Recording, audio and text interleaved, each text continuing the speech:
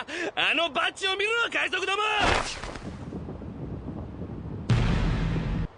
ソゲキング。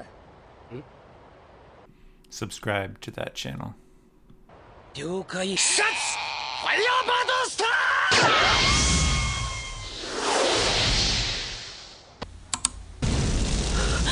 まさか。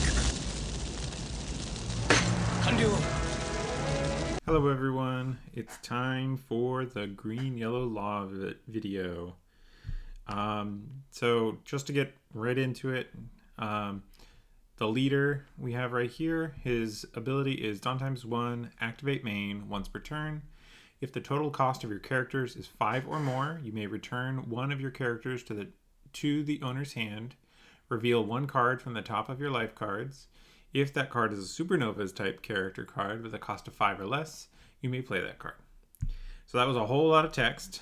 To summarize it, if you've got a total of 5 or more cost of characters on the board, you can return one to your hand and in exchange play a 5 cost or less from the top of your life onto the battlefield, which not that many words shorter. But to get into it, the game plan, similar to how green-red law goes, you want to fill your board with value characters. Different though than green-red, you need to stack the top of your life. There's several cards that do this, but it's an important piece that you have to weave in. And then you bounce value bodies to your hand and at the same time upgrade them into 5 costs generally. And keep doing that and accumulate value and then eventually stick an 8 kid and go from there. Special notes, you can pick up a character that you have no intention of, even if you have no intention of playing the character at the top of your life. This is really important. Once you've got the 5 cost worth of characters, you can just start picking up the searcher. This is once per turn, so you do forego your ability to summon off your life for that turn if you do that. But it can be really relevant, especially when you have one Dawn on lead and you're not sure what you want to do. You're not ready to set up anything particular. You can just use the ability to get back a 1k or pick up one of your 2ks that you had to play out. There's several different options for how to use that ability.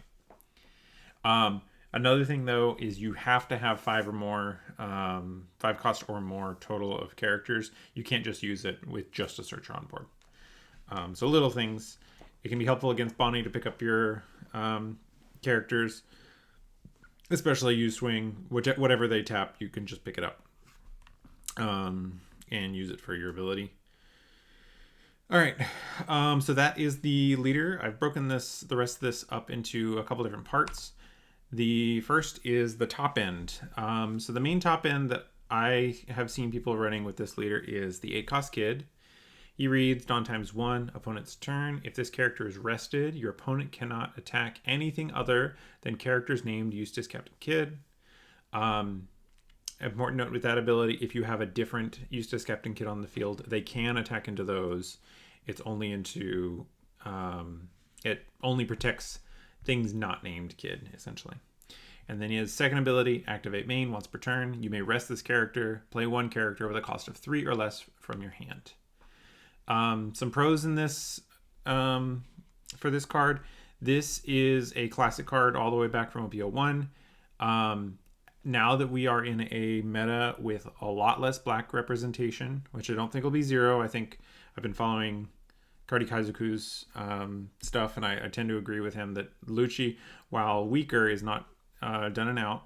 But in this meta where there's less black representation, he will stick more, and the ability to essentially give yourself 3k counter for free on every single attack your opponent launches is great.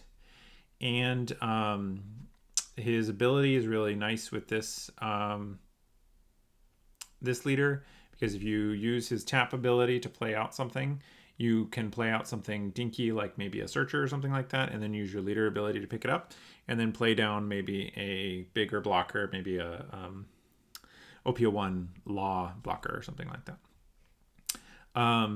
Cons to this the deck really can get warped around this card.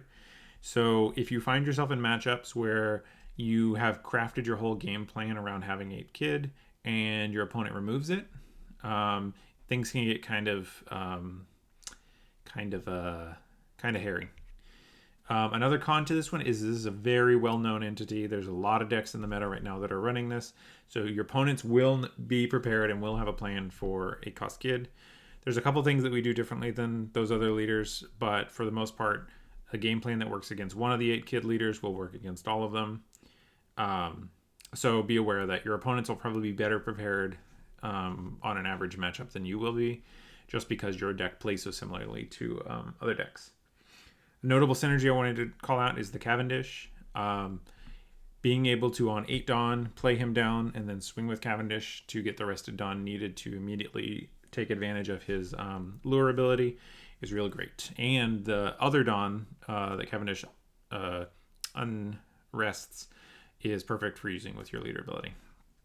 So just a little synergy I wanted to call out there. And Kid also protects Cavendish, because Cavendish swinging is usually one of the easiest ways to get Cavendish off the board is by swinging into him, and 8-kid protects them from that. The other top end for the deck is the 7-cost Trafalgar Law Secret Rare from the new set. It's a 7-cost 9,000 power character that reads, on play, reveal a supernovas type character card from your hand and add it to the top of your life face down. Then if your leader has a supernovas type, give up to 1 rested Dawn to your leader. Pros to this one. It is a very strong stat line for its cost. That vanilla stat line almost can't be beat. This does near about everything that the deck wants. It heals you because your leader is taking life. It sets up a trigger by putting a supernovas type card on the top, and then it gives you a rested Dawn onto your leader for activating the ability. It's the perfect card to play on 7. Outside of a couple niche situations, that's almost always what you want to do on 7. Cons, it is only a 9k, so if your opponents do have that really high top end, they can get above you. And the other piece with it is because it's cheaper on the cost side for a top end card, and it's a little bit weaker on the power side, it is a little bit easier to clear with red or black removal than maybe some of your other, like a Shanks or something like that would be harder to clear than this law. And then I just have here noted for notable synergies, just the leader in general. This is near about the perfect card for this deck. If we could run various versions of this card at all points on the curve, we'd be in a really, really great spot. The next category we're going to go over is the 5-cost supernovas. These are the cards that you're going to try to target to get off the top of your life with your leader ability. I'm just going to go through all of the 5-cost supernovas and all of them in order. So no particular order here, and there'll be a couple that'll have more to be said about them than others. The first one we have here is the 5-cost 6,000 power Trafalgar Law SR from STO2. The copies that I have are stamped with super pre-release. It's that old of a card. Its ability is on play, set up to 1 of your supernovas or heart pirates type rested characters with a cost of 5 or less as active. This is very strong. If you've ever seen Red Green Law play, this is how they do all of their I'm gonna swing at you 7 times in a turn shenanigans. It's almost always fueled by one of these guys, and that synergy is not lost in this edition of Law. Pros to it is great at getting aggressive. And the other thing that you can do kind of niche, a little more niche, but sometimes comes up, you can swing with a blocker who might otherwise, you might otherwise need to protect you, and then use this to stand it back up. That's more of a niche case in that oftentimes you want to make sure you have some other attacking body so that you don't even have to put your blockers at rest, but it is a relevant thing. Like maybe put 3 Dawn on the blocker law, swing with it, reset it, and be ready to block on the backswing. And then the last pro, I just put in one word, Cavendish. The synergy between Cavendish and this law is very strong. And I'll get over it a little more when we do get to the Cavendish card. But just be aware that the turns or the games where you have both of these together and they both have a chance to stick are very strong. Cons to this card, it doesn't do anything on its own for the most part. It requires you have something else to kind of to set active. So there are definitely times you will find that you have this wonderful setup of everything except your opponent just removed your target just before you get to play this. The other thing that can be a downside is it doesn't necessarily interact with your opponent's game plan. So if you find yourself behind, it might not be enough to catch you up, and it doesn't do enough to slow them down potentially. And again, like I mentioned, notable synergy, Cavendish. The next one, this one is also from the starter deck. We have the 5 cost, 6,000 power, Basil Hawkins. He has the ability Dom times 1 once per turn. Your turn. If this character battles your opponent's character, set this card as active. So this one is a little more niche as far as an option goes, but it can be pretty good into boards that want to go wide and want to put in aggressive swings. The ability here allowing you to swing at maybe a Zoro's whole field full of choppers. You get to swing at one, set your guy as active, and then swing at a second one. And he gets to do that all for the cost of just 1 Dawn, which can be really good. So that's among his pros. He's that strong board control option. And the other thing that you can do that kind of fits with the board control, but even when your opponent isn't really wide on board, you can swing into something just to eat some counter and then swing into lead right afterwards. So he can still apply pressure even when kind of attacking at the opponent's board. The cons on this guy, he is a little low impact the turn he comes down. Is probably one of the cards that you would be less likely to summon out of life, just because if your opponent answers this card before you get to do any, before you get to move on to your next turn, he's essentially done nothing, and that's not generally a great place to be. If you are having to go at life and not at board, he's pretty basic as far as life pressure goes. And another big thing that is in his negatives is he doesn't have counter, so that can really bite you sometimes. As far as notable synergies, I called out Strassord as a way to rest your opponent's bodies so that you can swing into them with Basil Hawkins. Next one we have, and this is a classic, if anyone's played Red-Green Law, this is a key card in that deck. A little more open to interpretation in this deck, but I do think that it is very strong as well. It is a 5 cost, 6,000 power blocker, and on play you may return one of your characters to your hand. If you do, play up to 1 character card with a cost of 3 or less from your hand. So the main thing that you will see with this character is a lot of pairing with your searchers to generate a whole lot of value. You play him down either just for 5 or off of his leader ability, or off of your leader ability. Pick up one of your searchers, play down a searcher. He also is a blocker for Kid, and if our deck is going to revolve around Kid, it's really good to have extra blockers. Him being at 6k is less relevant in that case than when you're defending your own life, in which case 6k is great. But just having that value is really good. Cons to this guy, if your board is successfully kept clear, this guy's effectiveness goes down pretty drastically.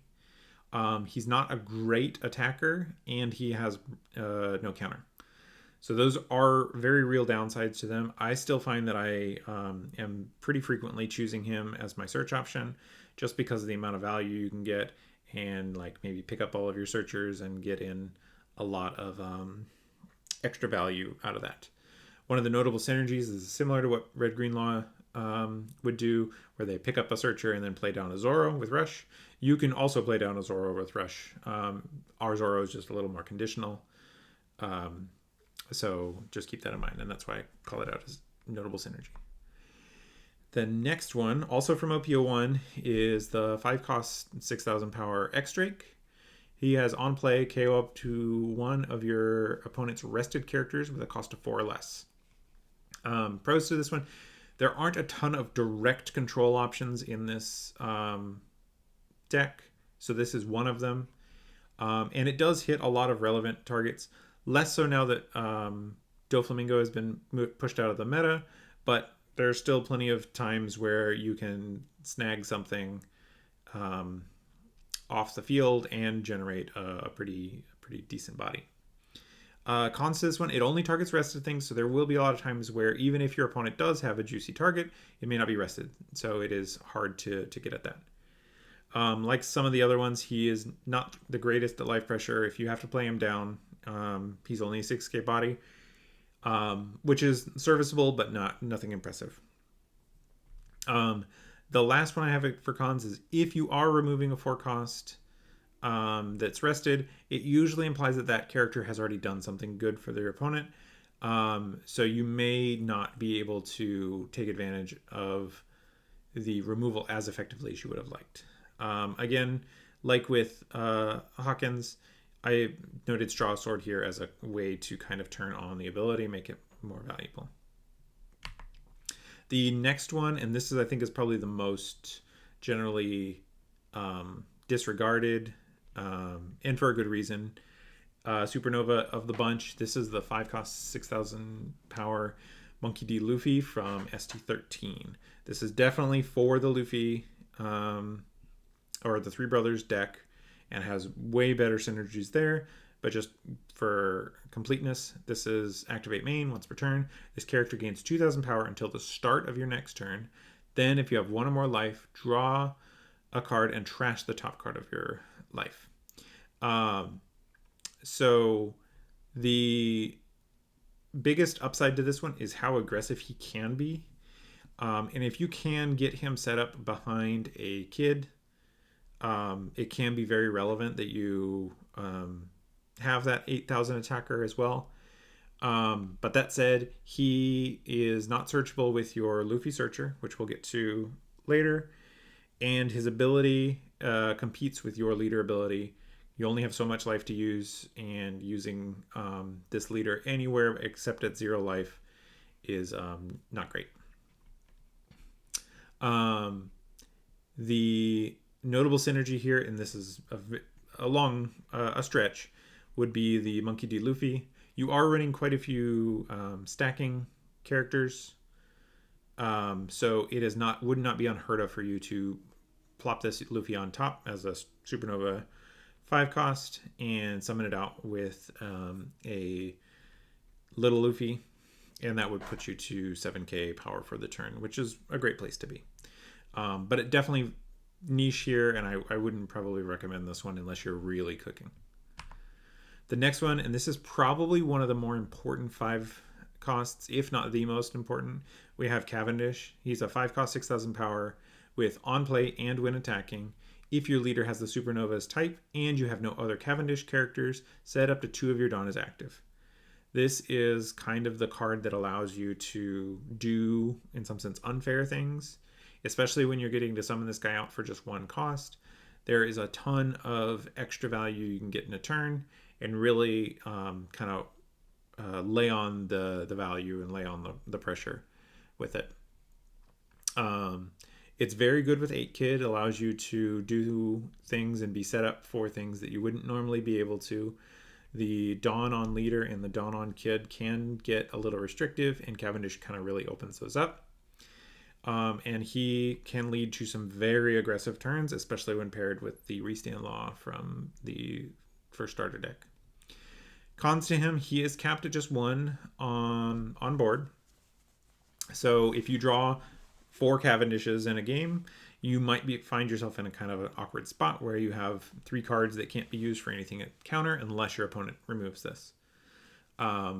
So there is some limitations to that.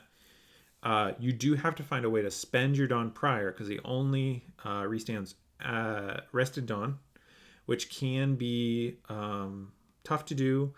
It makes the math pretty difficult to find places where you can play your big characters like maybe a 7 or 8 and then still have enough Dawn to do exactly what you want. Even with the 2 Dawn, one of the things that going along with that kind of difficulty to find the right numbers is if you overplay into this guy's strengths and then he gets removed, you may have been walking into a trap. So just think about that. Make sure that you have backup plans if Cavendish does get outed, and don't put all of your eggs in the Cavendish basket because he is a very high target for removal. And if you fail to protect him and we're relying on him, your whole game plan can get thrown out. Next, we have the OP07 Bonnie. She is 5 cost, 6,000 power. On play, up to one of your opponent's rested characters or Dawn cards will not become active in your opponent's next refresh phase. This one is one of our disruptive options. We don't have a ton of them, but freezing key Dawn on your opponent's curve can be really backbreaking. For example, if you can, when your opponent on Usopp is going into 7, if you can prevent them from playing Rebecca, you can usually get a whole lot of value out of that. Or if against the 10 cost decks, you play Bonnie into their 10 Dawn, you can prevent maybe a Shanks. Or if Blackbeard has run too low on cards and can't freeze you, then you can lock him out of Blackbeard. So there's just a couple of real good places you can play this. This is one of the cards, especially going into the decks that really rely on their 10 drops. This is one of the most effective cards to loop. And what I mean by that is you have it on you play it down either off of leader ability or by just playing it, and then pick it up to do it on the next turn. Use your leader ability to pick it up. And depending on the order you've done them, you can do this pretty much every turn at the cost of 6 Dawn to perpetually freeze one of their Dawn. You do need to make sure that you are set up pretty well to do that, because if you're spending 6 Dawn every turn, that only leaves you with 4 for doing attacking and kind of progressing the game state. So you do need a little bit of stuff pre-set up. But if you can get it going, that can be really backbreaking into the decks that rely on their 10 drops. Cons of this one, she is not super great at pressure.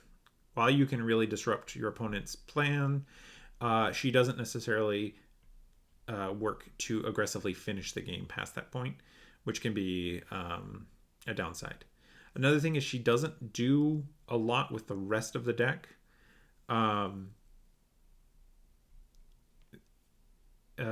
Insofar that like none of the other cards synergize super well. Like you wouldn't typically want to restand her with your restand law.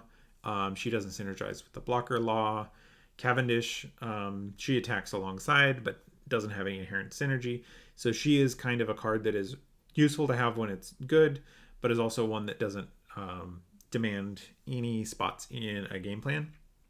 The other thing that can happen, and it's not something you can predict, but if you go to freeze Shanks' Dawn on 10 Dawn and he just doesn't have Shanks in hand, you haven't actually done the work there. And if he's perfectly ready to play on 9 Dawn, then that can be a play that wasn't very impactful. So good card, but definitely one of the more finicky hot cold cards in the deck. Next, this is another one that I don't think I would recommend, but it is an option that I wanted to go over for completeness. This is the OP07 Monkey D. Luffy. It's 5 cost, 6,000 power. If you have 3 or more characters, your characters with a cost of 3 or less other than Monkey D. Luffy cannot be KO'd by effects. So this one is great at protection against black removal, but not all of it. This won't protect you from a finger pistol, for example, unless your opponent has to drop you down to that 3 level. Like if they use if they target a 6 cost and bring it down to 3 with their Tempest Kick, then it will get the protection that way. but it does work against a lot of stuff. You're going to be fine from Lucci's, fine from what's his name, Dot Q. There's just a lot of cards that he does protect you from. That said, there are gaps, and he does work to protect your cheap blockers and such from red removal. Even though the red removal doesn't care about cost, your characters are still cheap enough to be protected. Cons on him, he doesn't do a ton in non-red or black matchups, and even in those matchups there's holes. He doesn't present necessarily a lot of pressure, and there are just some matchups he just doesn't do anything. That said, he can be effective at protecting Kid, particularly against black, who might otherwise be able to just delete him off the board. Something like a Jack or something like that would have a difficult time removing Kid because of this Luffy. But again, not one that I would necessarily recommend. The next one, another one in the not recommended, but for completeness. This is the promo Kid. He is a 5 cost 6,000 power. If this character is rested, your opponent cannot attack any card other than the character used as Captain Kid. That's the old wording for how the ability worked. It works exactly like the 8 cost Kid. He just only has a 6k body. Downsides, 6k isn't enough to generally get the value you need. He doesn't have counter, just like the 8 cost Kid, but he's not as strong as the 8 cost Kid. And while he is an option, particularly if you have something like a Rosinante secret from OP04, there may be room for you to protect him in other ways, but 6 cost is just a lot more defeatable, and he doesn't have a way to rest himself. So the turn you play him, he doesn't provide any protection, whereas the 8 cost Kid can provide protection as long as you have the spare Don. And the no counter, if I haven't already mentioned it, that's another big downside. Next one, staying on the theme of promos, this one is not out in English yet, so take everything I'm saying here with a grain of salt. We don't know when it's going to come out. It is a 5 cost 6,000 power Jewelry Bonnie. On play, if your leader has a supernovas type and your life total is equal to or less than your opponent's, place up to one of your opponent's 4 cost or lower characters on the bottom of their top or bottom of their life face up. This one is another board control option, a little less conditional than X-Drake, but still kind of conditional. If you have gotten out to an early lead in life, it doesn't do much. Another upside to it, though, is it does get around KO protection, because putting it into life is harder to has a lot fewer cards that are protected from that. Cons to it, though, again, not a very aggressive body, not out in English, and you are giving your opponent a heal. That's not always a big deal, but against some decks, you really need to have your game plan ready to finish, and giving them an extra life can be a bit much. The card I call out here for synergy is this Basil Hawkins, who on his KO can delete that life, so that you, with the combination of these two, you kind of get the removal. But again, this one, not out in English yet, not necessarily high on my list of picks, but definitely a viable option if you are looking for some more board control. The next one, another one in the kind of not really on my list of ones I want to play, is the Monkey D. Luffy from OP10. He's a 5 cost 6,000 power. On play, if you have 2 or more rested characters, rest up to one of your opponent's Dawn cards, or characters with a cost of 6,000 or less. So this is a effective tool at starving opponents out by just tapping their guys and continuing to swing into them instead of into their life, and can be useful for going for game.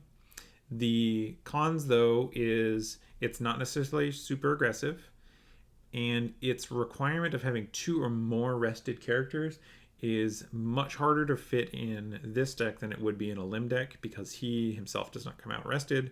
So you need 2 other characters that are rested. And to reiterate, rest is not actual removal. It's just a way of getting around a blocker or giving you abilities to swing at it.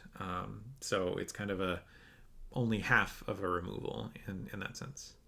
I did want to call out, though, if you have access to X-Drake, especially off of your leader ability, this can be a good card to enable that. The next one, also in that category of supernovas who aren't the greatest, we have the Zoro this time from OP10. He's a 5-cost, 6,000 power on your opponent's turn. If you have 2 or more resident characters, this character gains 2,000 power. He can be a little bit difficult to remove in combat as a upside for him if you can manage to have 2 or more resident characters. Into the late game, that's not as hard to enable through 8-cost Kid, swinging with Cavendish, tapping and searching with a Bonnie or some stuff like that. On cons, though, that ability is only active on your opponent's turn, and there's a lot of times where you just won't get the benefit at all. So not one that I would recommend. Going into more OP10 cards, we have the 5-cost, 7,000 power Vanilla Uroj. The 7,000 power can be relevant, and he is better at attacking than most of our board. That said, he doesn't do anything in and of himself. So he's kind of capped at just being an attacker and doesn't really synergize with anybody else. All right, now into the next category, we have the other notable supernovas. Again, going through them in order that they came out. No particular order, and some of them will have more to say than others. We have first the 1-cost blocker Veggie from the ST02. Pros on it, it's very easy to fill this guy into places on your curve where you just need to use up 1 more Dawn, and a blocker is usually quite useful. Cons to him, though, he does not have counter. He's pretty easy to remove, and 1 cost doesn't necessarily fit into the enabling leader ability section as well. It's the cards that enable the leader ability are usually the 2 and up cards, the ones you have to invest a few too many bodies to really take advantage of it. Notable synergy, though, is he is quite effective at blocking for Kid. You can play Kid, say on 10 Dawn, put 1 on him, and use his ability to summon a blocker, and then summon this one for 1 more, which can be a lot of defense to kind of drop out all at the end of the game. The next one, and this is probably one of the more important ones, we have the 1-cost Searcher Bonnie, 1-cost 1K, activate main, you may rest 1 Dawn, look at the top 5 from your deck, reveal up to 1 supernova type card and add it to your hand, then place the rest at the bottom. Pros to this one, it searches for all the pieces you need. This is one of the consistency pieces that you'll be relying on to kind of make your game plan come together. It acts as a pseudo blocker because after it rests, your opponents definitely don't want it to stick. It does generate the 2 rested Dawn you need for Cavendish sometimes when you need to find a way to get some Dawn rested to get max value out of Cavendish. Cons to it, it is easy to remove, easy to swing into, especially if your opponents are playing their own searchers. She is not often worth protecting, and oftentimes that 1 cost isn't enough to actually push her over the edge into using for your leader ability. She does work quite well, though, with the blocker law, who can come down and pick her up to replace her with something else. So keep that in mind. If you're trying to set up a turn, you can rest Bonnie to go search for the blocker law and then play out the blocker law to pick her back up and play out essentially 2 bodies off of that. So things to watch for. The next one, this one getting into some of our options for blockers. We have the OP10 Killer. He's a 2-cost, 2,000 power blocker with Dawn ×1 on block. If you have 3 or more characters, draw a card. Great summonable with the 8-cost Kid. He draws cards.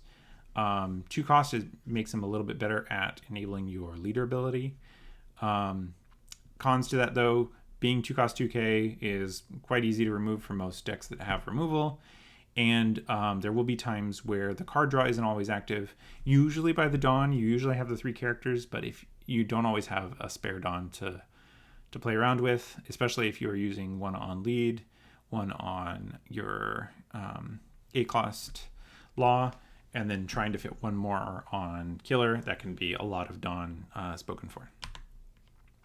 Next, another blocker, this time from OP07, we have Bartolomeo. He's a 3 cost 4,000 power blocker with your turn once per turn. If a character is rested, by your effect, draw 1 card and trash 1 card from your hand. Pros to this one, he's a blocker for Kid. He provides some basic card filtering that synergizes pretty well with the Searcher Bonnie. The character rested by your effect includes your own, so your Kid, 8 cost Kid, your Bonnie. There are other ways of activating him. It is a little hard to get him to activate, but if you do find a spot to get him down ahead of those cards, then that little bit of extra filtering can mean a lot. The 3 cost does make him a little harder to fit into your more dawn-intensive turns, so keep that in mind as well. He is an effective blocker, but not necessarily one that fits everywhere. The next one is one of our life stackers. We have the OP10 Jewelry Bonnie. She's a 3 cost 4,000 power blocker with on play. Add the top or bottom card of your life to your hand. You may place up to 1 5 cost or lower supernova type character from your hand to the top of your library face up. So this is really important. One of the important kind of archetype cards that we need for our leader is ways to get our 5 cost supernovas on top of the life, and this is one of the most effective ways of doing it. She also is a good blocker for Kid, and if you find yourself in a pinch where you need to get cards out of your life for options, you can choose not to put something back, but that's a very niche situation. Cons to it, the 3 cost does make it a little bit harder to use, and with it that being a really important effect, the finding room for it can be problematic and hard to get your leader ability online at that 3 cost. A notable synergy here I have called out is Trafalgar Law. The card that he gets to play out after bouncing another one is 3 cost, and so you can set up to a turn where you play out Law for 5, pick up one of your searchers, play down Bonnie, use the Bonnie to stack the life, and then add 1 to your leader, and then can activate the leader to get a second character out. Or if you are summoning it out, you can generate a bunch of blockers for a Kid, for example. Next, we have the 4 cost Basil Hawkins. He is 4 cost 5,000 power on KO. Trash up to 1 card from the top of your opponent's life cards, and then he has trigger, draw 2 cards, and discard 1 card from your hand. So this card is one of the ways you can fill out board in the mid game that has a lot more aggressive feel to it. The trigger makes it a card that, while almost never optimal, is acceptable to use with your life stackers because you can just put it in life, particularly the 7 cost Law. If you just put this guy in life, you can get some nice card filtering along with the life that you don't necessarily intend to summon out.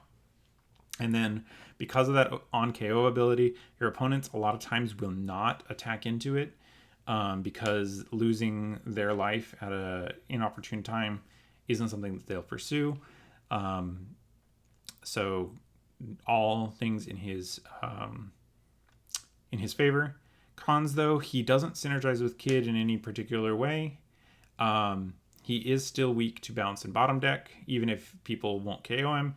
It doesn't mean they won't remove him. 4 cost is harder to find time for, because a lot of times you'll want to play one of your 5 drops on 5, not on and on 4. It doesn't leave you room for your leader ability. That said, there is one notable card that is pretty high synergy with him. That's the Dracula Mihawk, who allows you to summon a 4-cost slash character rested. And him coming out rested isn't necessarily a problem because your opponents don't want to attack into him anyways. So another one of those notable supernovas. This next one is one of the key cards in the deck. We have the 1-cost 2000 power Searcher Luffy. On play, look at the top 5 cards of your deck. Reveal up to 1 card with the supernova type other than Monkey D. Luffy. Add it to your hand. Then place the rest at the bottom in any order. All right. This is one of the most important cards. Allows you to find your pieces and is great for using your leader ability bounce on, even in turns where you have no intention of summoning something out. It's often a good idea to pick up this Luffy and just try to play it again. It only being 1 cost means you can do that. You can play it, pick it up, just flip over the top life, don't play it, put it back into your hand, and then just play it again. So you get 2 searches for just 2 Dawn. 3 Dawn. But one of them is on your leader that you still get to swing with. So great card all around in that. Cons on it, that 1 cost can be a little bit too cheap to effectively activate your leader ability, the 5 cost or more on it. So if there's any con, that would be it. Other notable synergies, again, with the blocker law, being able to, you play it out, find the law, then play out the law, pick up Luffy and play down something stronger. So great synergy there. The next one we have is the 3-cost, 5,000 power Ronarzaro. If your life total is lower than your opponent's, this character gains Rush. So this one often will be active. It acts just like the red Zoro from Red Green Law, except this also has a trigger of you can trash 1 card from your hand. If your leader has a supernova types, play this card. Pros to this one, this is a great card for the mid game before you're ready to set up. 3 is great at helping you turn on your leader ability, getting to that 5 cost that you need. You can swing with it and bounce it into a 5 cost. Will negate your opponent's ability to starve you, which is often a downside of rush characters. If you use rush too early in the game, your opponents just get the option to start doing starving. And then he has a trigger, which is just kind of gravy. Cons to him, though, he does not have counter. And there will be times where you do have equal to or greater than your opponent's life, so he won't get the rush. Those aren't super common because you're taking life for your ability pretty often, but that is not without possibility. He is another card that synergizes decently well with the Dracula Mihawk, so just keep that in mind. Now on to the 2K counters. There are quite a few options. Probably you will always include Beji. He is one of your life stacking options. He's searchable with your searchers, and being a 2K is near about everything you need. X-Drake and the Apus give you different ways of interacting with your opponent's board. X-Drake resting up to 4 cost. The EBO1 Apu resting a 2 cost or less. And the STO2 Apu resting one of your opponent's Dawns. So depending on what decks you're trying to tech into, each of these has their different upsides. Another thing to consider when you're looking at these is their cost and how you need to build around the rest of your board, the rest of your deck, so that you can have that 5 cost on board for leader ability. The promo law here is one of the better options, but unfortunately is not available in English yet. And that one also doubles as a card that you can stack into life, whereas a lot of these other ones, I really probably wouldn't recommend the film one, unless you really want another searchable one and you've already maxed out on the other ones. But it is technically an option if you want. So those are the 2Ks in the Supernova package. These are going to be your searchable ones. Next, on to the cards that are not Supernovas. So these are not going to be searchable in the deck unless you do some fancy fancy maneuvering. Caramel is probably the one that you're going to see most often in these lists. It's nice at filling the board because it's got the 2 cost. It draws a card, so it gets you that immediately replacing itself. It's got a decent trigger where you can play it out and KO a 2 cost or less character out of trigger. So it's kind of like a glue piece. It's not the most impressive though. There will be a lot of times you play it out once and then it never leaves the field and does nothing for the whole game, except for represent 2 cost towards your leader ability, which I've found isn't necessarily the most difficult to turn on into the later stages of the game. So you kind of, if the first one's great, all of the rest of them start to fall off pretty aggressively. The next one that you'd probably see is the Rosinante. This is one of the classic control pieces or protection pieces for 8 cost kid, protecting him from KO and also being a blocker to protect from just swings.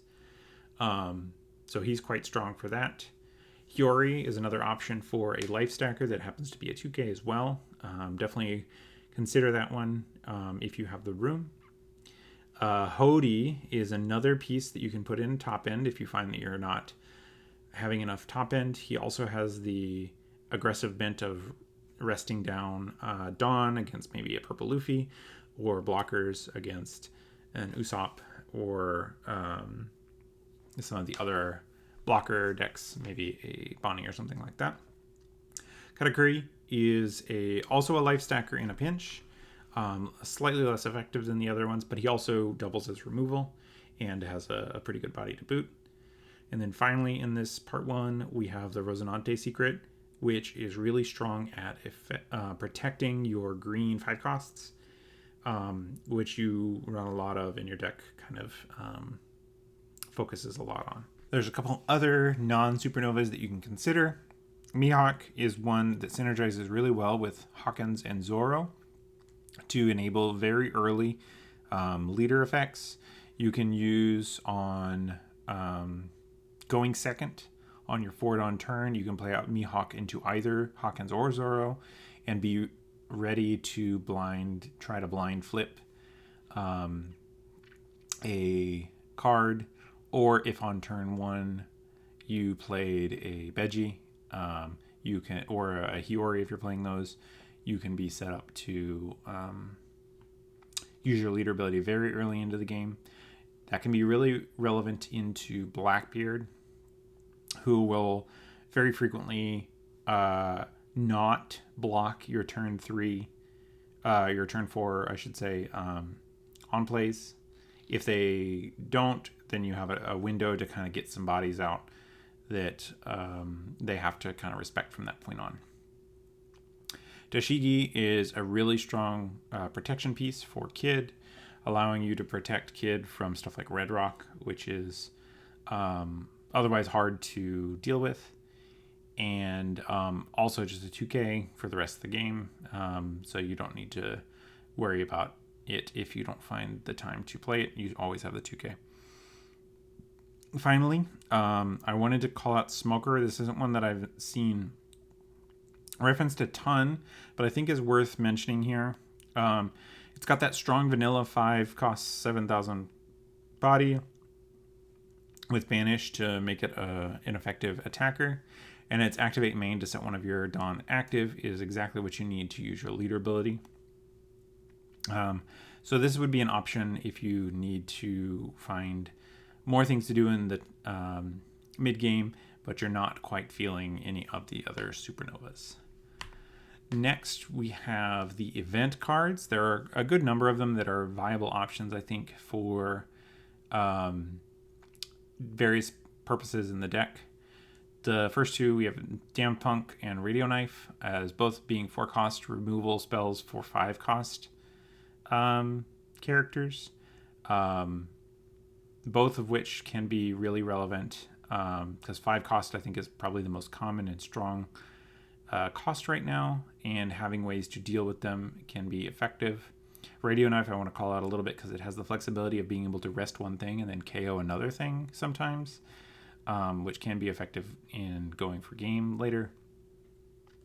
More Pizza is extra search power if you need more consistency.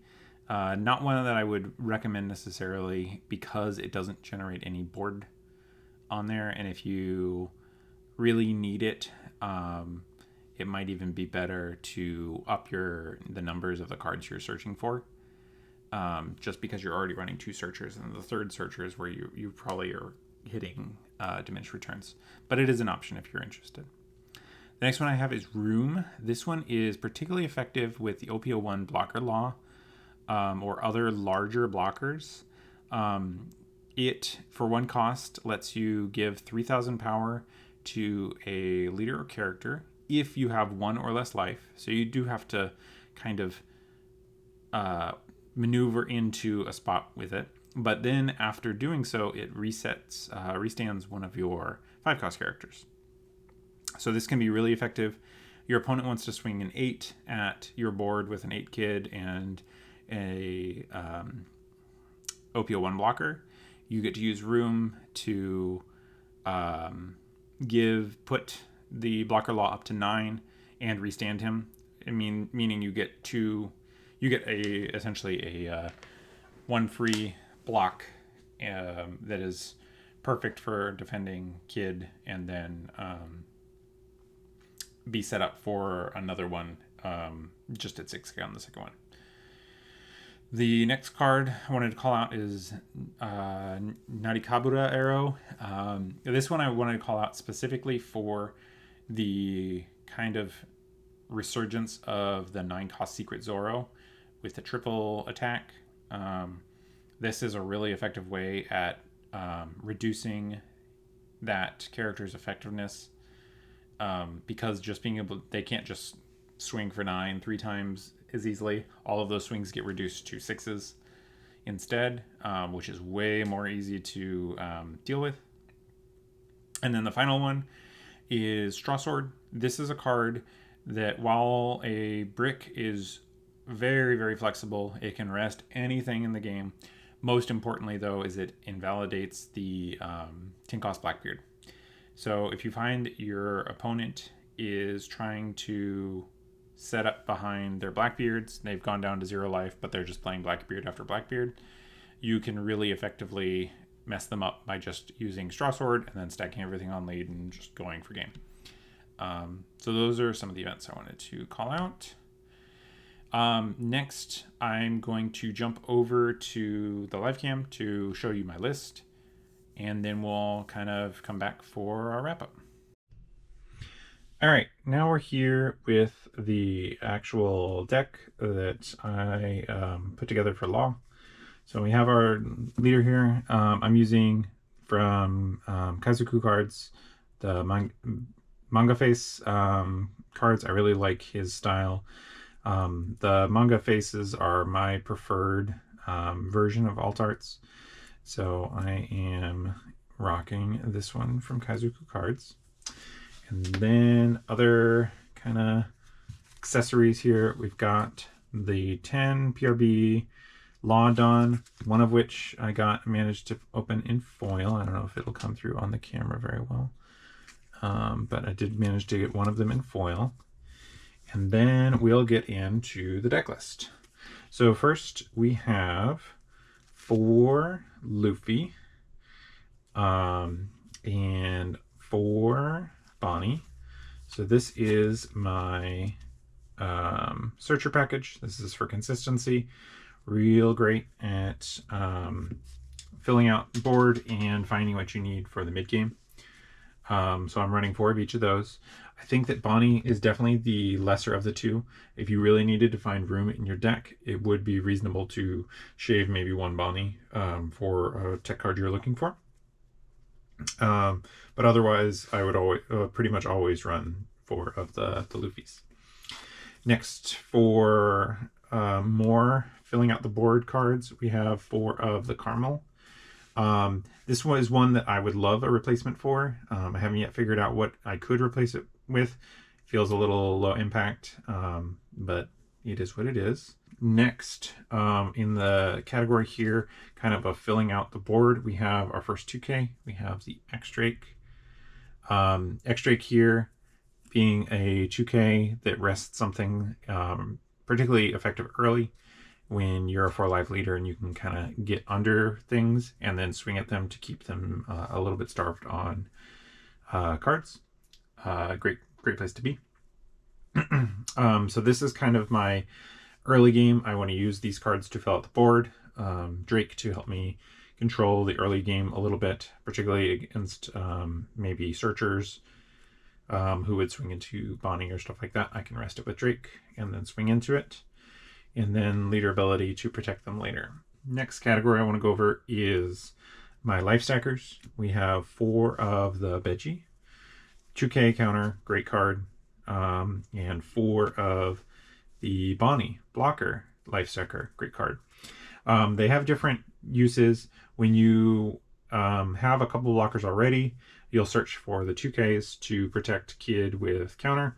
If you don't have any blockers, having a Bonnie can be useful if your opponent just wants to stack everything on one of their characters and just swing really ginormous values at kid. This Bonnie is better in that situation. So you got to feel out what your opponent's going to try to do. Next, we have our mid-game. These are the cards that the whole leader ability is built around. First off, we have 4 of the blocker OP10 Trafalgar Law. I love this card. I will play this as many times as I can. Brings back all of those memories of really good Red Green Law games and really good synergy with maybe an X-Drake or Bonnie or Searchers or even Carmel sometimes if you don't have any of the better targets. Next one on our Supernova package, we have 4 of the Bonnie. I think if I was trimming a Supernova, this would be the first one that I would trim down to 3. I don't think I would necessarily trim the second one out of there right away, but I think that 4 is definitely pushing the number you actually need. Next, we have 4 of the Cavendish. I do think that this one is probably required at a 4 of, just because the games where you have it are so much more strong than the games where you don't. So you definitely want to find it. Even with your 8 searchers, there will be games where you don't find it when you want to. And finally, for our 5-cost Supernovas, we have the 1 Restand Law. I think probably in future versions of the list, I do want to play this one straight just so that I give respect to the people who brewed before me. But I think in the future, I will probably adjust some of the numbers between Law and Bonnie, and maybe Law, just kind of adjusting around, keeping probably 4 Cavendish. The next we have our top end cards. We've got 4 of the 7-cost Secret Law. This one is great with the leader and can really set us up for a good end game. This is really great to play the turn before a kid. If you're going first, it's perfect on 7, and then play on 9. You play your kid, and the 2 bodies you've gotten on this turn will be enough to not need to use the ability on the kid turn, unless you happen to have a Cavendish in which you can get it. The next 2 on the top end, we have the 2 Eustace kids. We only really need 2. I think that it is not a strict requirement that you always play kid every single game, but with 8 searchers, the chances of you finding it are very high. So you don't need to worry about overloading your deck with them. They don't have counter, so they can be pretty bricky later. Next on cards to defend kid, we have 2 Bartolomeo, good synergy with Bonnie, good synergy with Kid, and synergy with X-Drake. So between those 3 cards, you can get some triggers out of that. This one might be one that I replace with the OP1 killer in the future, but I still need more time to practice. Next, and I'm running out of room on my playmat, I have 4 of the Tashigi. This is great at protecting Kid. It's a 2K counter to boot, which is near about everything you need. And finally, we have the last two cards. We have our events. We have the 2 Straw Sword. This is most relevant in the Blackbeard matchup, but can be good going for game and against a lot of different decks who just run a blocker, a Straw Sword, and a Kid or Law with a lot of Dawn on it can often kind of crush through for the end of the game. So this is my list. Things that I think I will change, or what I will likely change. I do want to try messing around with the ratios on my 5 costs. I think that I am interested in testing out Hiyori as another way of life stacking, because these two can feel a little bit too slim in the mid game sometimes, and Law, while a life stacker, doesn't come down until much later. So I might try a couple of Hiyoris. Kid is a card that I really like as a kind of a now I'm protected button at the end of the game, but I am interested in trying a slightly more aggressive build that maybe doesn't run Kid, that tries to rely more on this Law to represent its healing, and you defend life a little more aggressively instead of trying to save for Kid. I'm not sure how it'll work, but that's kind of what I'm thinking. And then other things that I might test: Straw Sword, probably get replaced with Hody in that more aggressive list. Or Radio Knife is another card I'm definitely considering here, because the Straw Sword is quite bricky, and just resting is often, a lot of times, not enough, because after you rest it, you need something big enough to attack into it, which I found wasn't happening, and I'd end up with 2 Straw Swords in hand and no good opportunity to use them. So those are kind of my initial thoughts. So I'll send it back for the wrap up. All right, so now that you guys have seen the list in person, I wanted to hop back. I'll leave this on the screen for a minute while I talk through some of the kind of wrap-up stuff for this list, I should say. So this is a list that I got from somebody else. So it is a more defensive list, where instead of running more of the Restand Trafalgar Laws, it's running a couple extra blockers for Kid. We'll see how that plays out, but I wanted to respect other people's expertise before I did too much of my own brewing. The edits that I did make to this list is I just upped the numbers on some of the cards that were down to lower values. I just wanted to get maximize the consistency out of it. And then another thing that I have here, Straw Sword over Hody is a pretty common distinction. I've opted for Straw Sword here because it's searchable. So with that all said, I want to thank you guys for joining me in this deck tech video, and I hope that you guys look forward to my green yellow law content coming up in the near future. Thanks again. Bye.